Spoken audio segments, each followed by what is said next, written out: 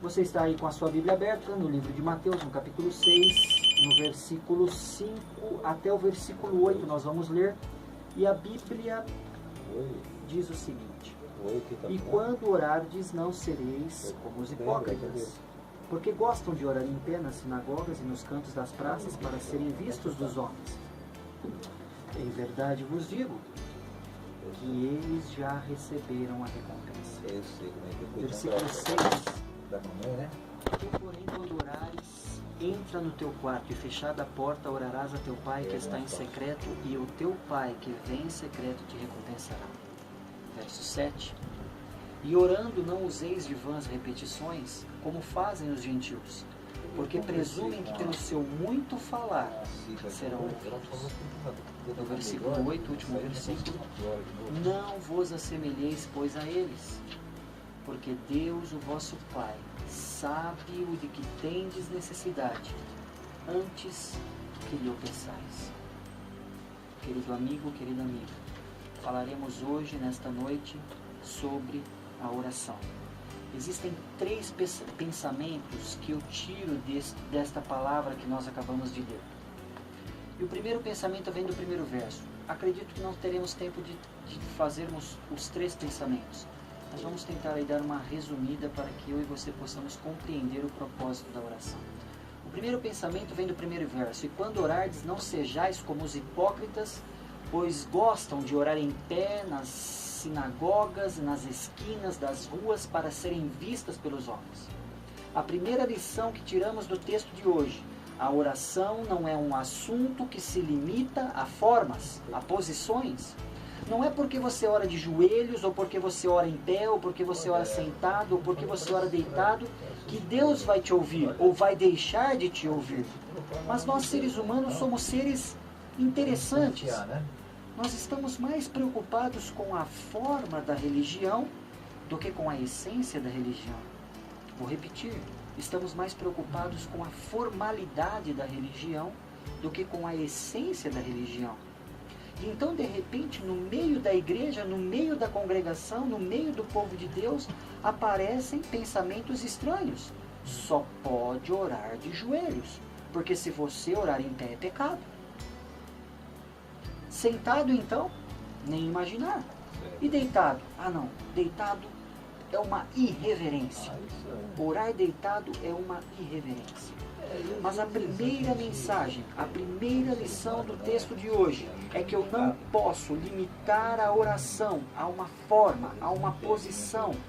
Eu posso, você pode se comunicar com o vosso Pai Celestial de joelhos, em pé, sentado, deitado, pendurado numa árvore, do jeito que você puder, do jeito que você quiser. Mas nós, seres humanos, pensamos que o importante na oração não é o comunicar-se com Deus, é a posição em que eu estou. E eu começo a imaginar que quanto mais difícil está a minha posição, a minha situação, mais efetiva será a minha oração. Eu vou citar alguns exemplos bizarros aqui para você. Parece bizarro, vai parecer bizarro para você, mas acontece. Por exemplo, imagina que nessa noite choveu, molhou o chão, e tem pessoas que dizem assim: se eu me ajoelhar em chão molhado, Deus vai me ouvir melhor, porque eu estou fazendo mais sacrifícios. Se eu me ajoelhar em cima de vidro partido, melhor ainda. Agora, se eu me ajoelhar em cima de pregos ou brasas vivas, melhor ainda, porque eu estou fazendo mais sacrifícios.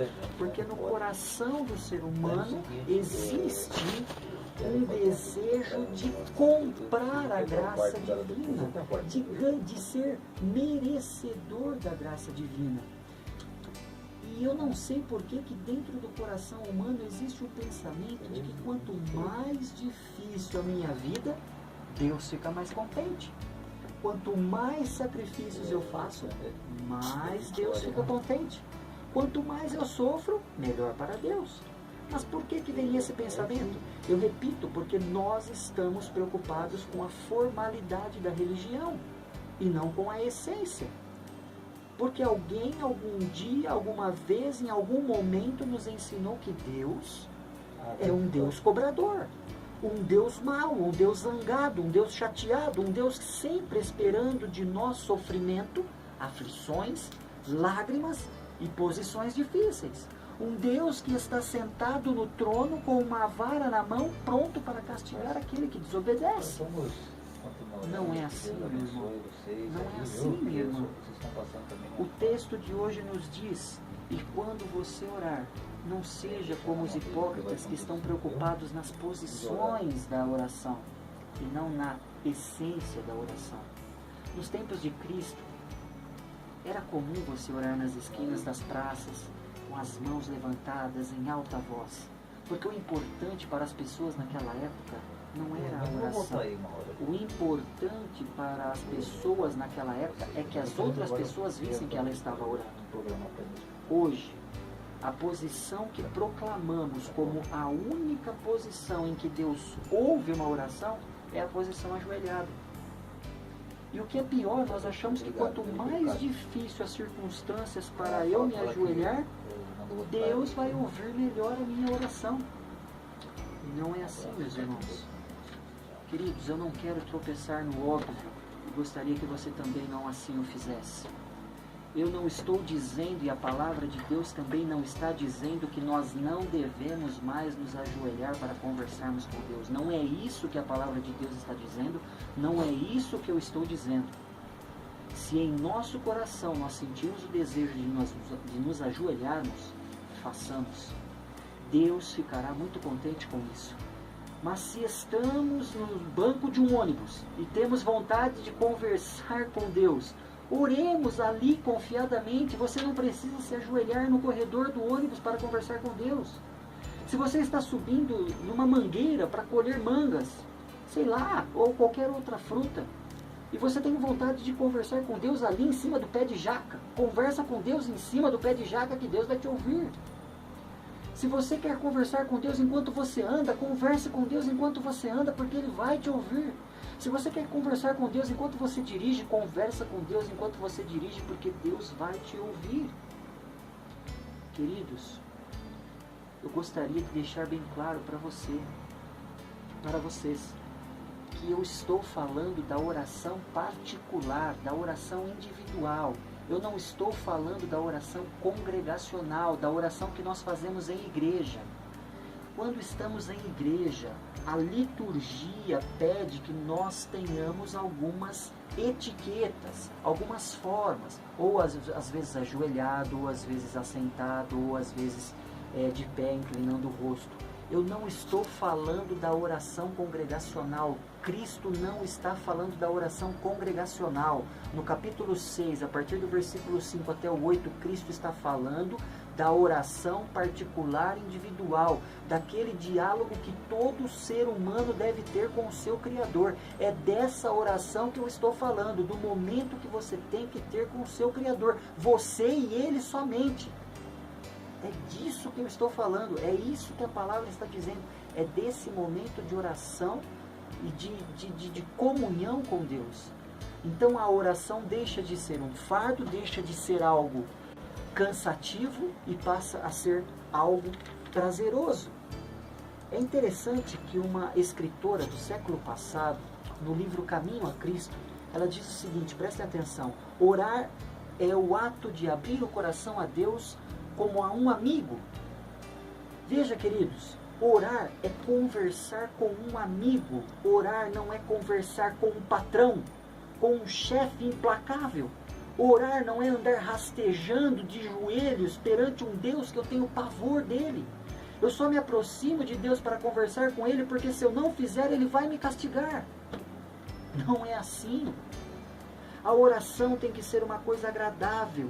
Eu tenho que sentir prazer na oração, como sinto quando eu converso com o meu melhor amigo.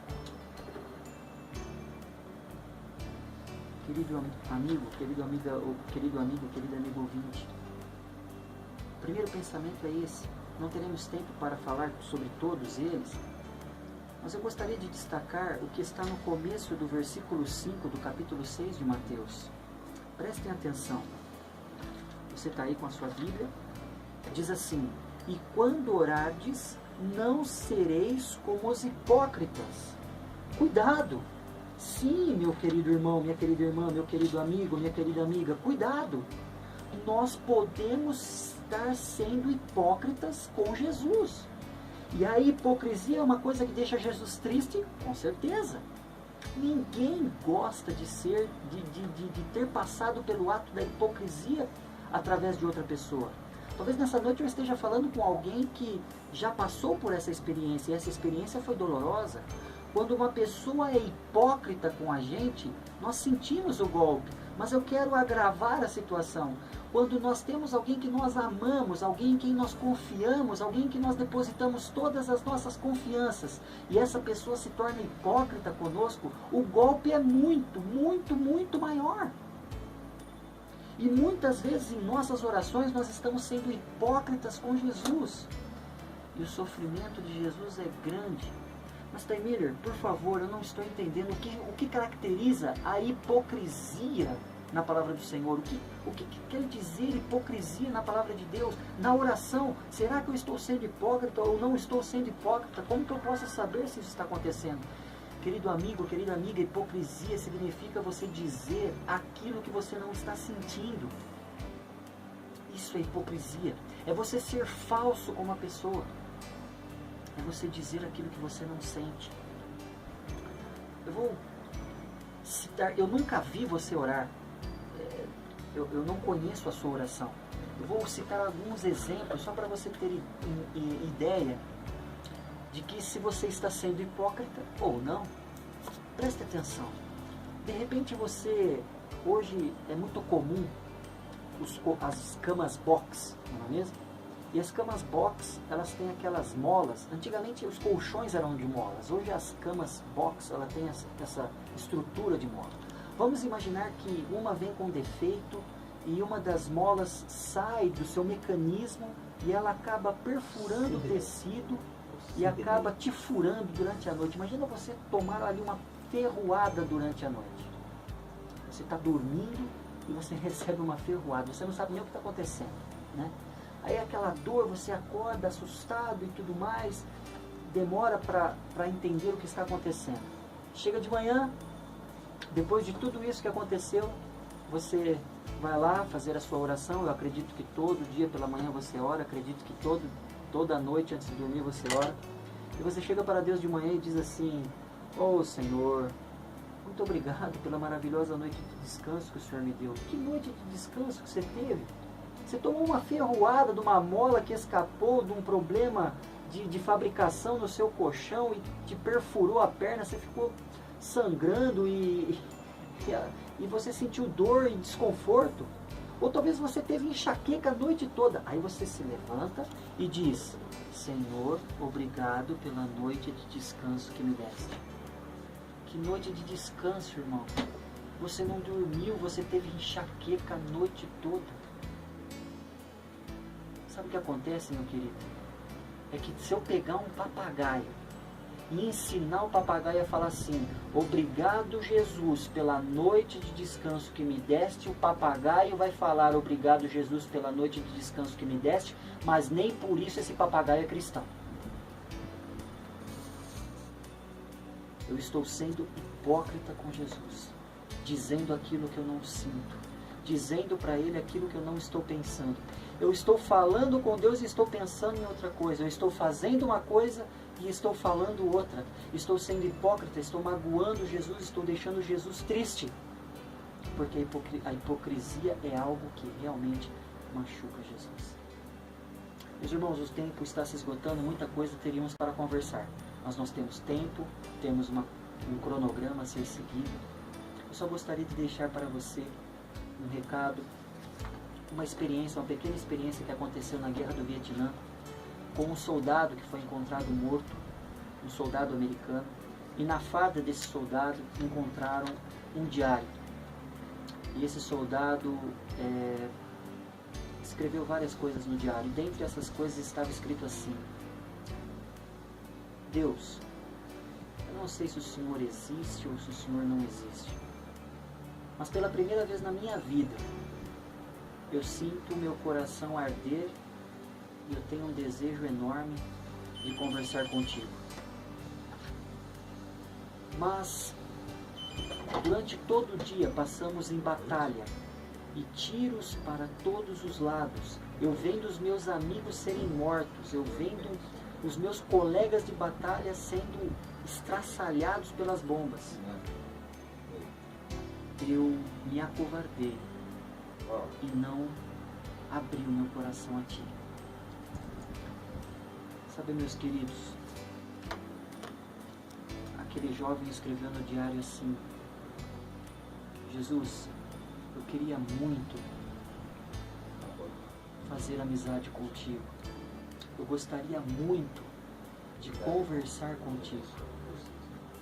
Pena que eu entendi isso tarde demais.